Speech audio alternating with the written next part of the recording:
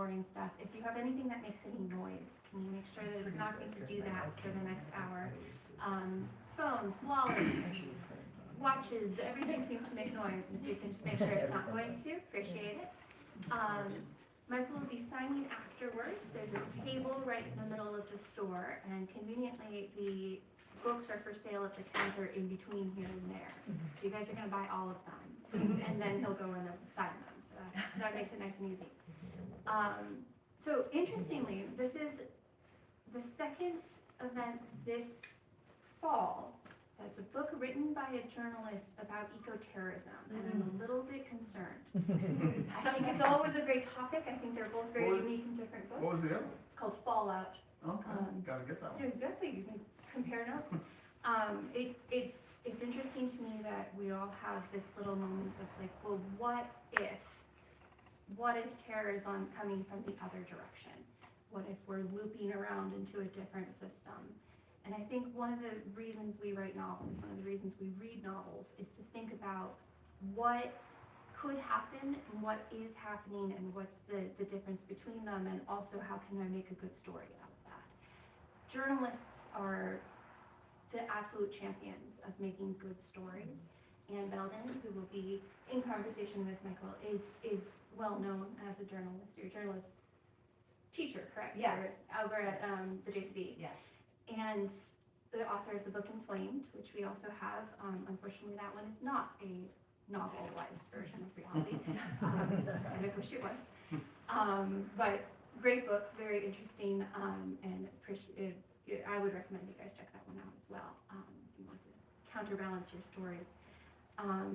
I think that journalists give us this idea of what is happening. Why is it happening? Go through all of the W questions of a story. What are the W questions of telling a novel? Adds another layer to it that I think is going to make a great conversation between the two of you. And if you guys can give them a great round of applause. Well, thanks for being here. And first of all, I want to congratulate you on a second novel. I'm going to have to catch up. Can you talk about the origin of We Bring You an Hour of Darkness? Of course. How did you conceive of this story? Is it based on a real event?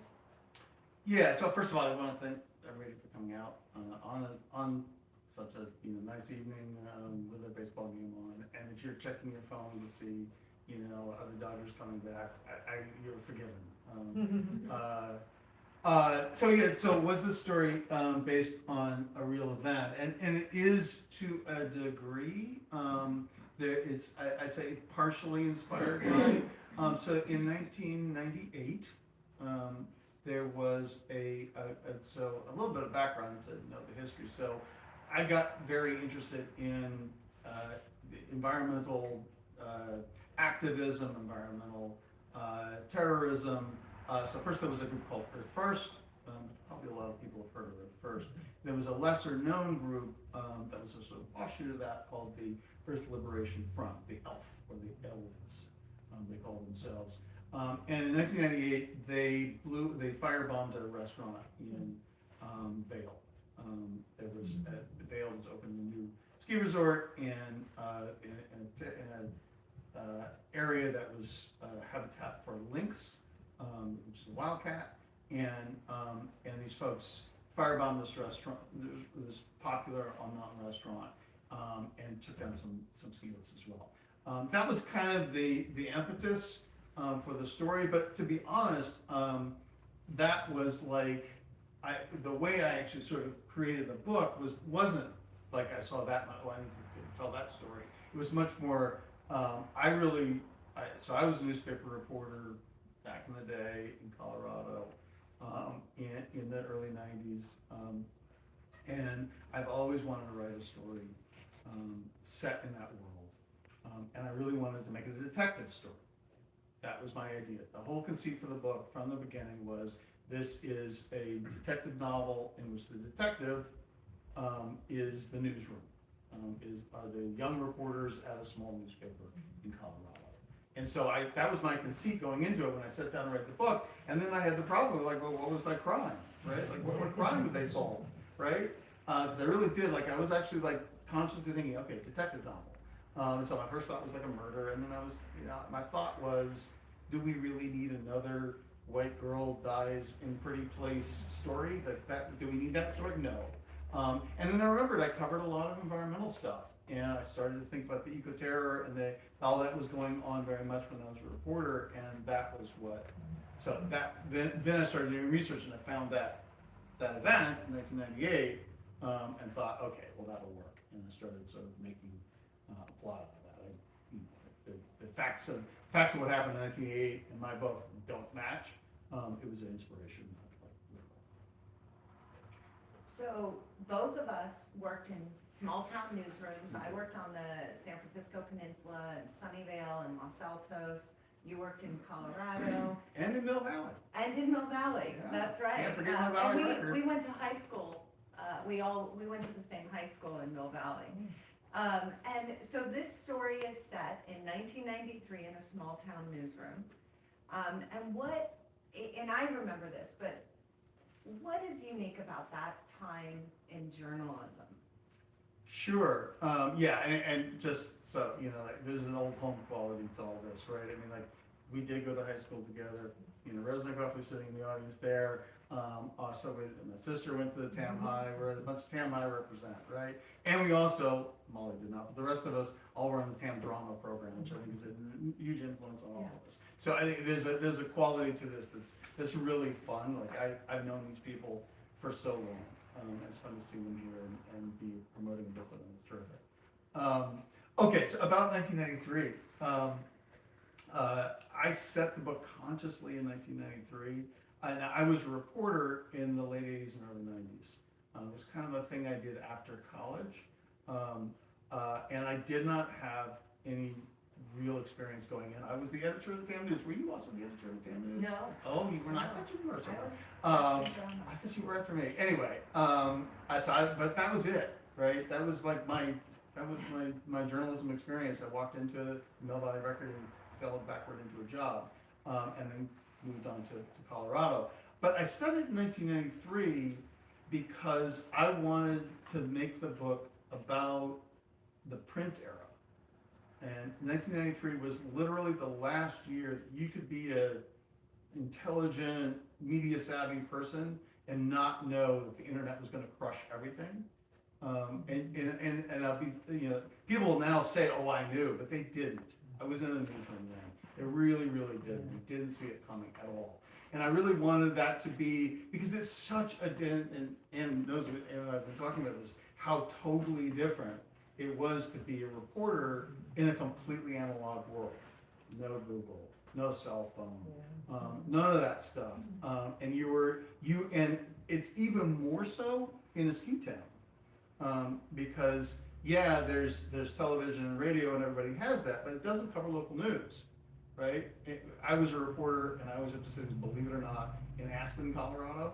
I'm like the only guy that ever went to Aspen, Colorado for a job, right? But I did. I went there to be a reporter there, and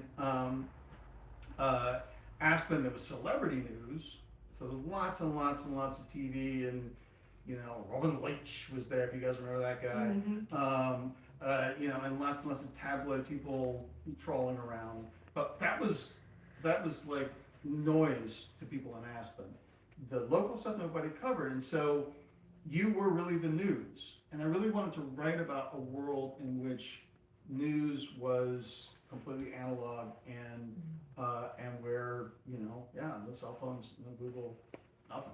Phone books, libraries. There's a scene where the characters are doing what you had to do, right? Which was, if you couldn't find a source, now you go on LinkedIn, you look at their property records and all the rest of it. Then you went to the library, and every library would have the phone books for the entire state, and you go through, and if you knew their last name, you'd look and you see if you could find them, and you go through every phone book, right? That was just the only way to do it. There was no other method, and stuff like that. I really wanted to put that in the book about what that was like. It took forever, trust me. employed. Well, and following that line of thought, I mean, what does it mean to have a reporter at City Hall? Or more importantly, what does it mean as small town newspapers disappear to not have a reporter at City Hall and in the courts and the planning commission and kind of being the watchdog of these small towns? Well, we're a small crowd here, so can I ask a question to you guys? How many of you read, not the regional paper, but a local paper about your town every day? Well, I mean, like, on a regular basis. I don't mean literally every day, but it's weekly, whatever. Occasionally, yeah. I mean, the world that I wanted to write about was one where that was just sort of, and I think all of us in this room are old enough to remember when that was just a thing, right? Whether it was a weekly, like in Mill Valley, which had a weekly paper, or Aspen, which had not one but two daily newspapers, which is, you know, the smallest newspaper war in North America. But boy, we fought it hard, man. It was for all the marbles. But yeah, I mean, they having somebody in the room, you know, having that newspaper showing up every week and then being at city council. The thing, and I think, Anne, you know about this because you were there and you did the same job. The thing about being a reporter is that, and this was even true when I was in Mill Valley, I had no skin in the game at all, right? I didn't care. I wasn't rooting for one team or another team or anything else. I was bored mostly.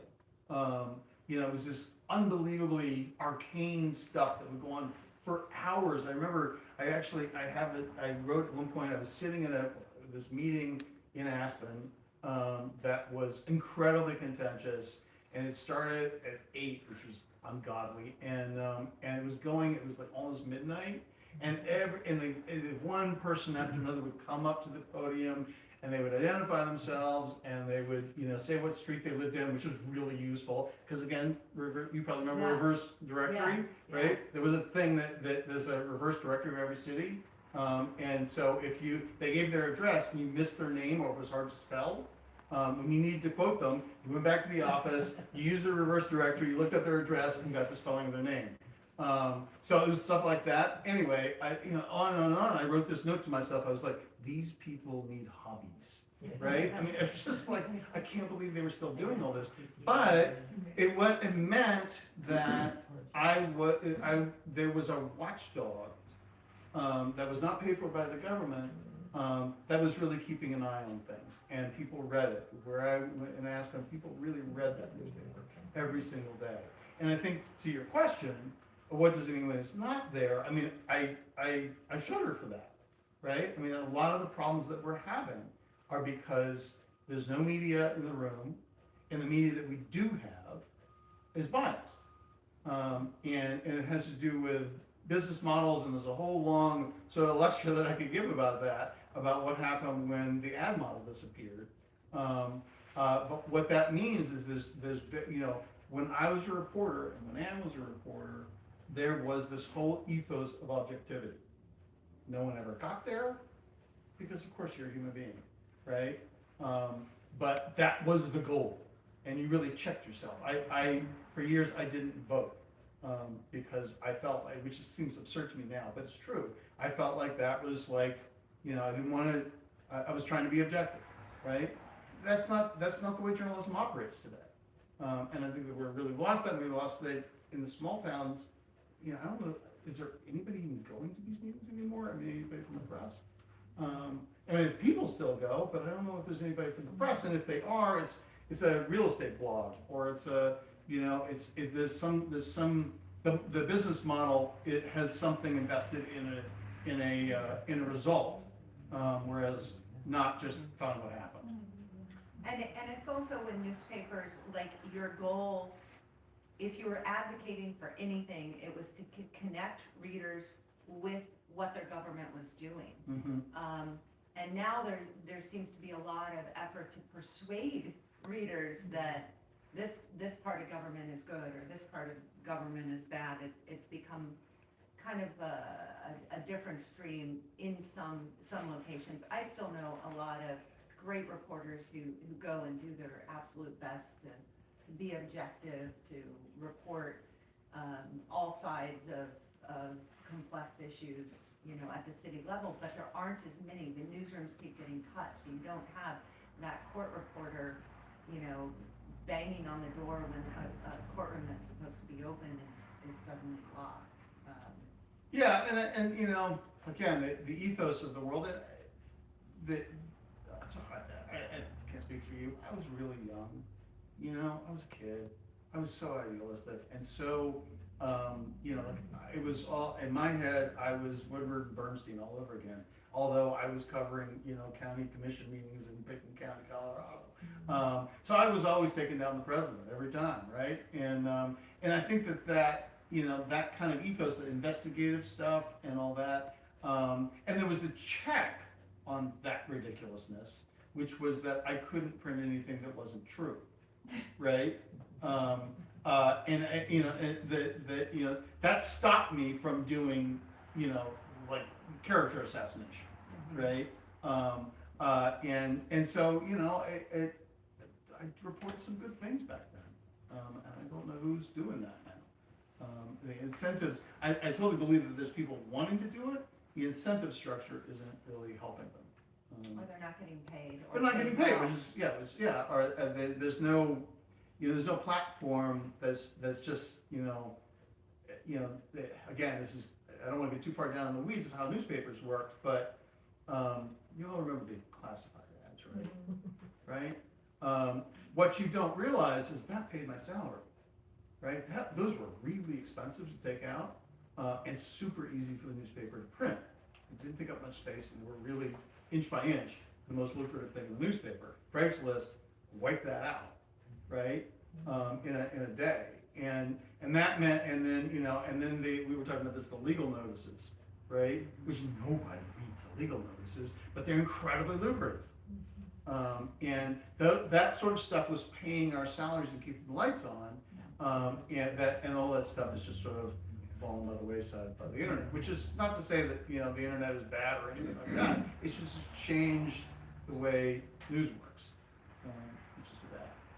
So your lead character is a very strong woman.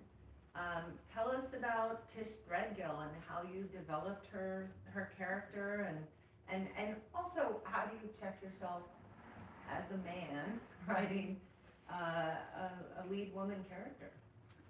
Let me do this. Let me actually read a little bit of it. Oh, yeah. Here, because we had talked earlier that earlier events, most of the other events I've been doing, so there's kind of the TikTok plot, right? There's the terrorists and they're blowing up stuff, and I want you to be, you know, clear. There's a TikTok, right? There's a thing carrying you through this book, right? But also, I really wanted to write about what it's like to be in a newsroom.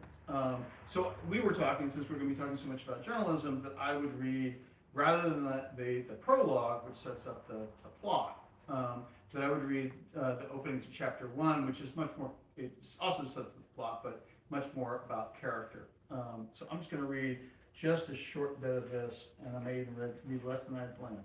So this is from chapter 1. When Tish Threadgill pokes her head into the newsroom a little before 4 that Monday, the reporters have pulled their chairs around Rod Arango's desk as he logs their story ideas on a whiteboard above a black and white TV silently playing CNN's coverage of the NAFTA hearings in Congress. In the Denver papers, NAFTA will run on page 1. But here in Franklin, home to America's smallest newspaper war, local news is king, and going by the list on Rod's whiteboard, the staff of the Daily Flyer is crapping out. On the board, Tish sees nothing but process stories and a fluff piece about a pair of buskers who trained their dog to pick up dollar bills in their teeth. Moira Mangan, bless her black Irish heart, is on the phone from the courthouse where she's trying to rustle up news out of the day's court docket while the new intern, Gigi, sits in a corner chewing her hair and gazing at Hot Rod Arango as upon the face of God.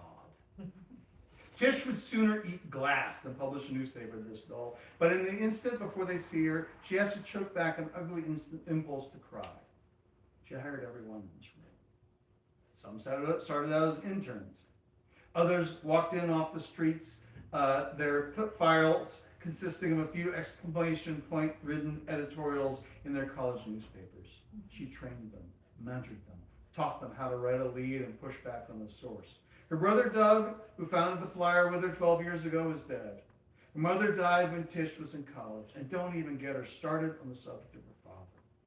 She has no family to speak of anymore. This is her family right here. And now, if today turns out the way she thinks it will, she'll have to come back in an hour and tell them they're all fired. Tish? Rod stands at the whiteboard, dry erase, pen in hand, watching her. The reporters all turn in unison, their faces craned upward like so many hungry baby birds. It's almost 4, she tells him. You should probably head out. Silence. Some nods, a side eye or two. The newsroom knows something's up, but not what. The Flyer has been in crisis for months, and the reporters, being reporters, aren't idiots. Then there's the matter of what Tish is wearing. Most days, Patricia Threadgill's clothing choices skew toward the properly practical. Top sweaters and polos in summer, khakis and fleece pullovers in winter, sorrel boots and Columbia ski jackets when the snow flies. Clothes she doesn't have to think about. Clothes so boring and so predictable, they serve as a cloak of invisibility. Tish is aware that the way she dresses and the fact that she hasn't shaved her legs regularly since the Reagan administration have led to whispers around town that she's a lesbian. But she doesn't care because A, she is not a lesbian, and B, invisibility has always been her secret weapon. It's what makes her a great reporter, and it's a big part of why she still owns a daily newspaper 5 years after a manic depressive brother hung himself in the Denver hotel room, leaving the paper to her. Men still make most of the decisions, even here in tree-hugging, Anita Hill believing in Franklin, Colorado, and a woman that men don't see coming is a woman they underestimate every time. Thanks. So yeah, I think that's the way to introduce Tish, right? That's who she is, and it's a funny thing. I only realized I was saying this. I saw a friend of mine from high school. I mean, all these high school friends invited me to her class yesterday, a creative writing class, and I was talking about this weird thing that happens when you move from a thing that's on your computer or even something you print out yourself, and then like one day you get this. This is literally the first copy of this book ever printed. This is the proof copy, right? And you're holding it, and it's like a real book with a cover and everything, and quotes and stuff. It's a different object. Somehow you read it differently. And as I was reading that, I had this moment where I realized, my God, I'm not in this book, right? Like every other thing I've ever written, there's been a character who's not me, but also kind of me. I'm not in this book at all. And Tish Threadgill is clearly the heroine. So the question being, how the hell did that happen? Partially, I must credit my wife, my lovely wife, who read my first book, Lifedale Canyon, which is I defend that book. I think it's a great book, but it's a book about a young guy in Mill Valley. He's screwed up every way humanly possible, and he's come home. He's living with his mom, and he's still screwing up, and he's trying to. It's a crying boy book, right? And my wife said, 30-year-old screw-up guys don't read books. You need to write a book with a strong female protagonist at center, because women read books. So that was one rule when I sat down to write this book was it's got to be set in a newsroom in the 90s in Colorado. The other was the central figure's got to be a woman. But then your question is like, where do I get off, right? How do I pull that off? And partially it just sort of happened. I started writing that page there before the TikTok plot, before I really even knew and Tish just kind of walked right in. And I just one of those things where she started, the business about the way she's dressed and stuff. I just started seeing her physically, right? And she started I got a sense of the way she talked, and I just kind of liked her, right? I just thought okay, I can write a story about this.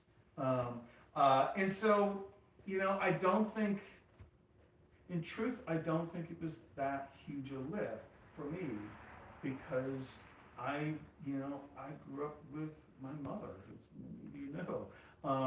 and she's just Gill and my mother are not the same person at all. But there's a lot of her toughness in this book. And my wife, again, not Tish Threadgill, no way, but that same toughness. And I really wanted to write a woman who was running a business that is failing, as you can tell from that opening. The business is falling apart, and yet she's trying to still be a good journalist. She's a journalist to her fingertips. She believes in the mission, but she also has to keep 17 people employed and not destroy her entire life. And sort of how can you do that? And that was the ball that I was watching. And then sort of midway through the book, she fell in love, and that was cool. That was really fun. I was like, this is what works so much. And so then that was fun, and it was fun to write. Well, switching topics to kind of, your book explores themes of protest and different points of view for creating change. And how did you explore this balance? And did exploring and writing this book change how you view the protests we've seen over the last few weeks, especially in Chicago and Portland? Yeah. No. So, like I said, I when I decided that I was the crime that I was going to solve was this. So the novel. There's a novel within the novel. There's a novel that I made up called Screwdriver and the Gears, which was the 70s book about a group of guys who go and blow up things and firebomb things. And in the novel, there's a group that call themselves the Jack Frost Collective that are imitating events from that book. Right, that was my sort of my conceit for the book. So then I had to do a lot of research, and I got really interested in this question because it's a question that I've always been interested in, of protest when it veers into violence. I just find that there's a moment in almost, protest movements that aren't immediately successful, this happens. People get frustrated, and that moment I found really interesting, and that's a lot of what happens in this book, is these people they want to stop this thing, they have sort of limits they've set for themselves, and they keep going. Because what happens is people don't pay attention, right? And it's the media that's doing the paying attention or not paying attention, right? And you got to grab headlines, and there's a point at which you've done it once, you can't keep doing it. To answer your, so the environmental movement started, in the 60s and 70s as very peaceful, and then moved with Earth First, with people getting frustrated with they were doing everything you're supposed to do and nothing changed. They still made all the developments. So Earth First became much more in your face. But they had real limits. They were not, they got a bad name, but they were not violent, really. They were much more performative. They were performing anger.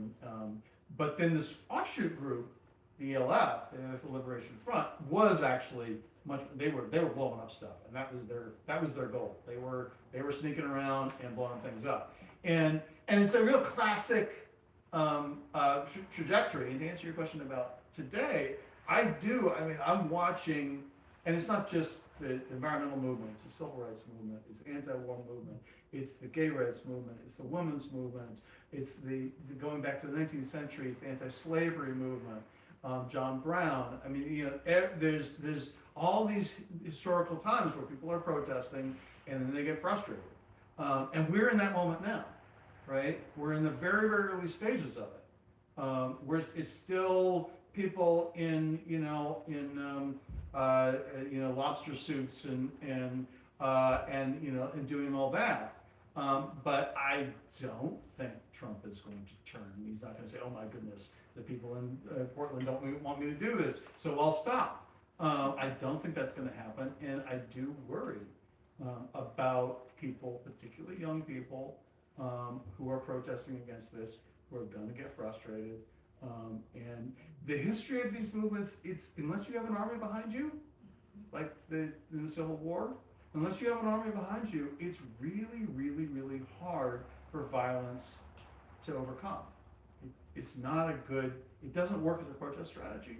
It generally, the oppressors oppress more violently. They just have more guns.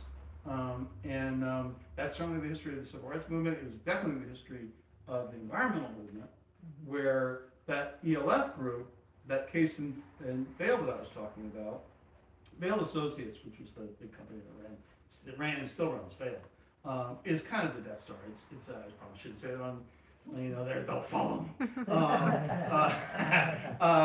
But they're a big faceless corporation, right?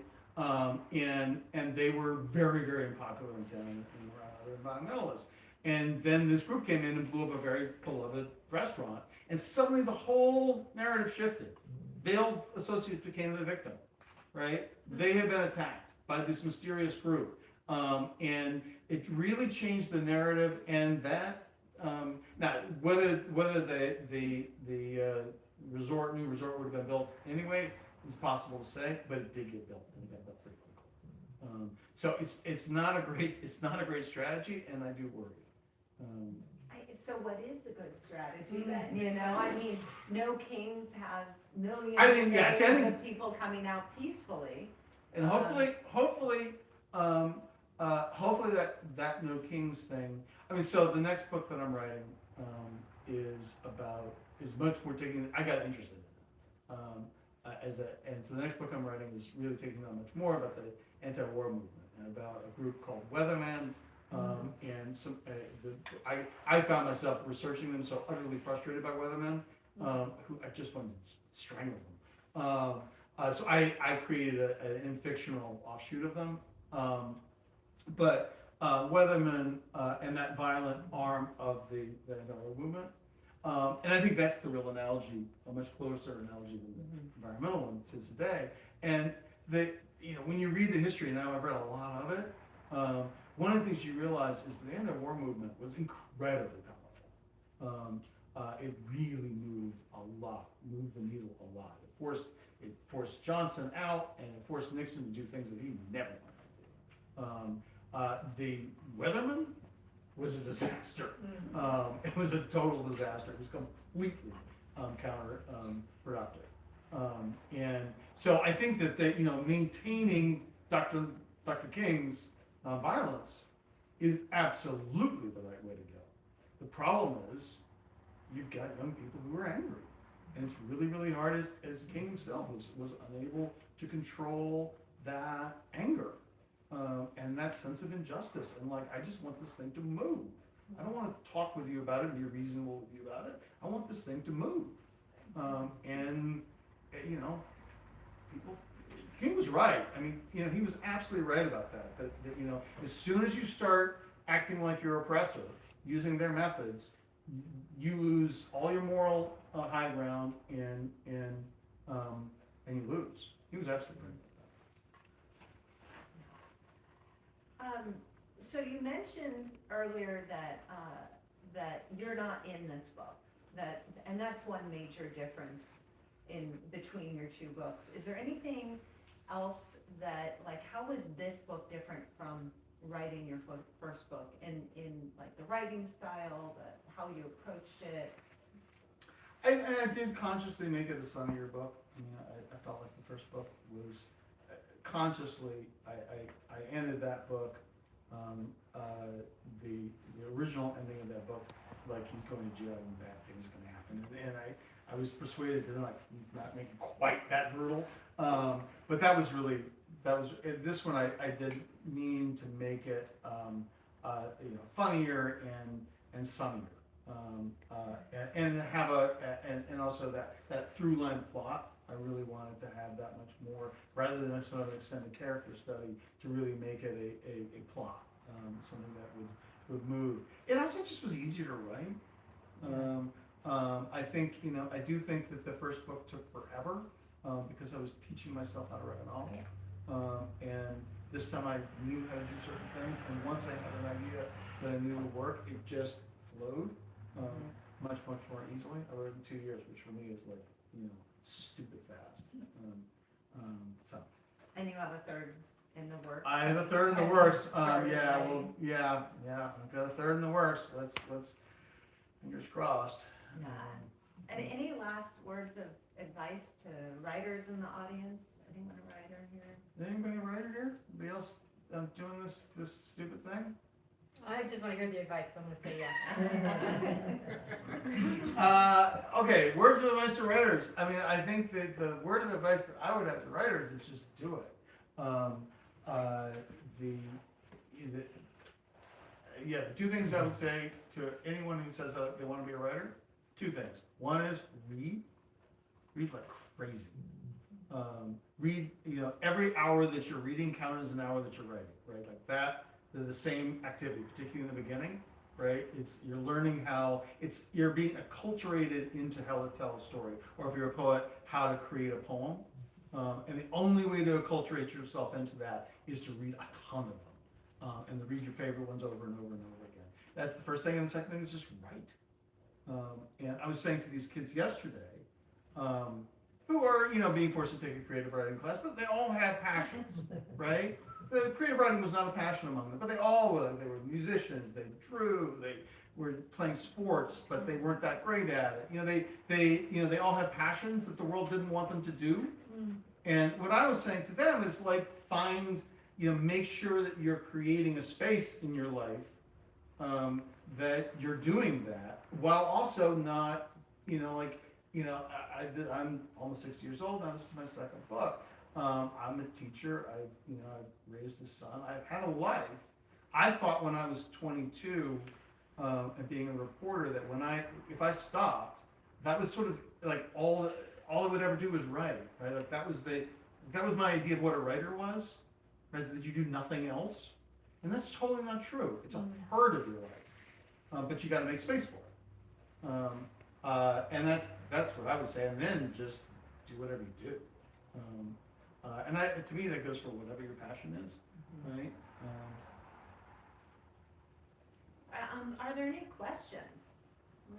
So, when you were a young journalist, did you aspire to be a more famous journalist, go up the ladder? I did. I mean, I will say that the truth is, I did genuinely fall backward into journalism. I went to college and traveled for a year and came back to my hometown, and I needed a job, right?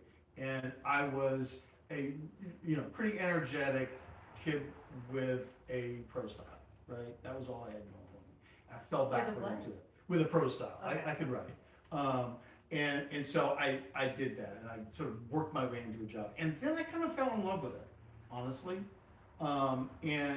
the whole world of it I found endlessly fascinating, and I really enjoyed. I was talking to I did an interview with a reporter for the IJ yesterday, and we were talking about what it's like to be a reporter. And the thing that's great about being a reporter is this weird license to go into any room, anywhere, and ask people questions, and they'll answer them. It's totally bizarre. It's like, you have this like license. Everyone's just like, well, you just ask questions, and it's acceptable, socially acceptable, and they'll answer them. Except for if they're like, really media savvy, and then then it's like more fun because you're trying to figure out how to get them to answer the question, right? So that was I found that fascinating. I learned how the world worked in a way that I didn't. So at one point, I really did want to be a foreign correspondent. That's what I thought was the cool thing. And so this technology made this, are there any foreign correspondents anymore? I mean, that was one of the first things that in the book page disappeared. So this was a pipe dream. But I did. I saw myself, again, like I said, I saw myself as Woodward Bernstein. I saw myself a crusading journalist. And the reason I stopped, and I would really love to say the reason I stopped is that, I saw the internet coming. The reason I stopped was that I realized I was good, and I was a good reporter, I was. But I was not great. I didn't have that fire that the people who are really good at it, they just sort of can't turn it off. And I didn't have that. And what I realized was I was going to, and I didn't know that this job wouldn't exist in 10 years, but what I envisioned was that I would become the editor of a mid-sized daily somewhere in the Midwest, which is a great job, But it wasn't what I wanted to do with my life. And so I went back to school, and became a writer and a teacher. Being your former colleague and someone from Aspen, I have to say, you're the only reporter that I know from a small town paper that had death threats after his investigative reporting. I had death threats? Yeah, From who? Will? you had to move out of your house. You don't remember I this? don't remember this at all. Who threatened me? What was it? You don't know. Maybe I don't know. You didn't know, but you got threatening messages on your answering machine Oh my because God. you were looking into the BCC scandal. Oh my goodness, that story, yeah. And it was tied to the Ritz and the Saudi prince, and there's a whole. Asheville was a fun town to be a reporter in. It really was. And it was, you know, But Michael, you're the only one who was getting in gritty, dirty into, I mean, local politics is one thing, but when you start connecting out to the Bush family and the Crown Prince of Saudi Arabia, I mean, that's dangerous. as I say, Asheville was a fun There's town a to be. story. Yeah, There's a story. well, and she's talking about, There's what was a that, story. BC's, what was the name of that bank? The bank, something. Yeah, I did this yeah. big investigative story that it had to do with, and I will not bore you with all the details because I only half remember them, but it was the small banking crisis. You guys remember this from the 80s? There was that crisis with the small banks, and a bunch of a zillion of them crashed, and there was a huge scandal about that. One of them was this BCC, whatever it was called. Texas. And there was all this money, and what they were doing was laundering money through this bank to finance these colossal, ugly homes in Aspen. And it was all being done through the Cayman Islands, and of course, this is pre-internet, right? So this was all literally on paper. And I have this vivid memory of sitting. So Aspen had the county assessor's office. All their oldest records were in an actual vault. And this is actually in the novel. I put this in the novel. And so I remember sitting in this vault, following, because you had to follow property records, and then they would show where the money came from, and then you track that, and it was like this whole long process of figuring out where this money came, and it all came back to this bank and this guy that I remember getting on the phone. Yeah, if they had death threats like me, I've forgotten that, but This is yeah, why it was. I published you. Yeah, it was a great story.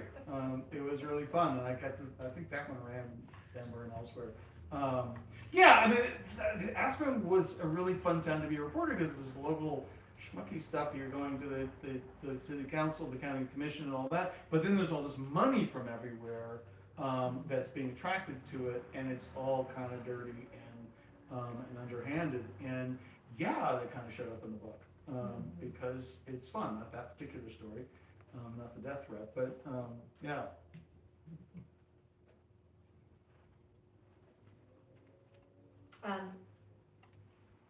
You didn't really hit on this in this conversation, but first of all, two things. One, I was surprised in both your books, and I've read both of them, that at how you write women, and I think that was really good. And I don't think that you talked much about how you kind of got checked on that, right? Like you had people read your books. Oh, Can you talk about absolutely, that? yeah. And you had other women journalists and women. Sure. writers, I mean, yeah.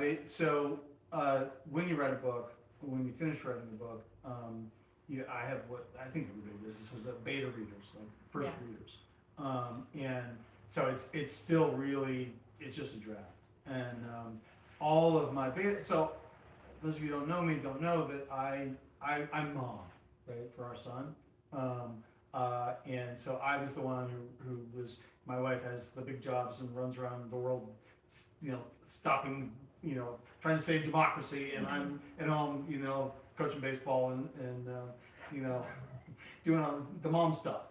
So all my friends are women, and all my writer friends are all, I mean, I can count them off the top of my head, are all women who have kids the same age as my son, right? That's who I hang with. And so that's who I sent it out to.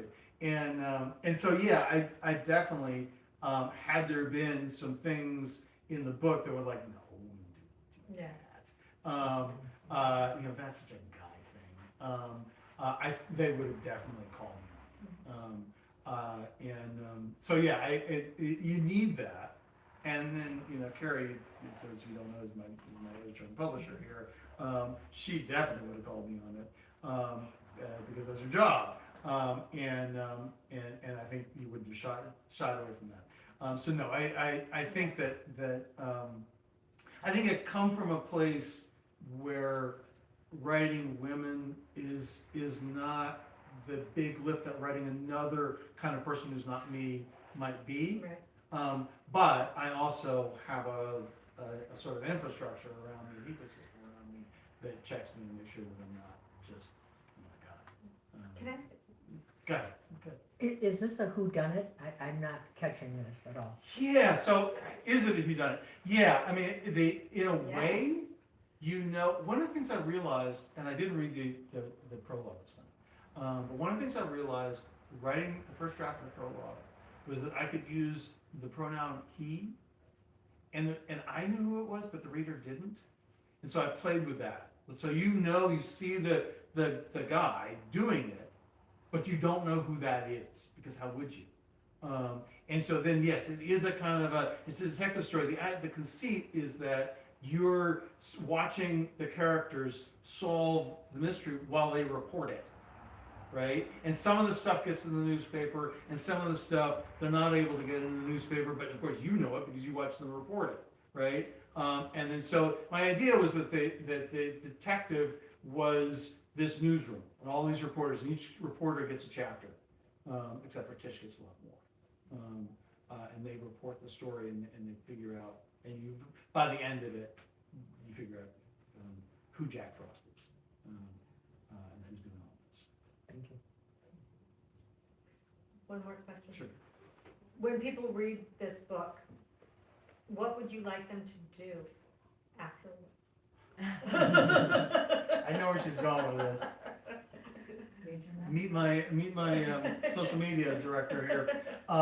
So what she's hinting at is that in the modern world, used to be a book like this would get reviewed in small newspapers and large newspapers, right? That whole infrastructure disappeared. And I'm sure you guys know this because you're readers. Where you get information about books, some of it's from the newspaper, but a lot of that's sort of fallen away. It's from friends, from social media, and from Goodreads and Amazon. And for a writer like myself, being published by a small press, that is essential. So if you read the book and you like it, please post on, review it on Goodreads, on Amazon. It's not just like, making me feel good. It's actually how the literary culture today actually works, and I hate that it all goes through Amazon. That is so unfortunate, but it is what it is. That is how the literary culture works. Yeah. Doesn't Amazon have some type of what do I want to say? Algorithm? Well, they tell you what you have to do. I did a local person's, I did it on Goodreads, but when I went to Amazon to figure out how you had to review it, I thought, I'm not doing this. Okay, yeah. You just go on there, and I think if you spend money on Amazon, Parameters, I thought, that's the word I'm looking for. Well, no, anyone can leave a review, but if you purchase through Amazon, you get something that says it's a qualified buyer or something, Yeah. like they Some of the know language you says- bought it, Yeah. which is supposed to, I guess, Yeah, make your review more, biased. or unbiased, Or unbiased. yeah. or whatever. All right. Yeah, it's just, all I'm saying is that please do it because it really makes a difference for authors. And do it for, I'm obviously speaking for Everyone, yeah. myself, but do it for everyone, because that's how, if you like a book, that's how to get the word out, and that's how to get other people to read it.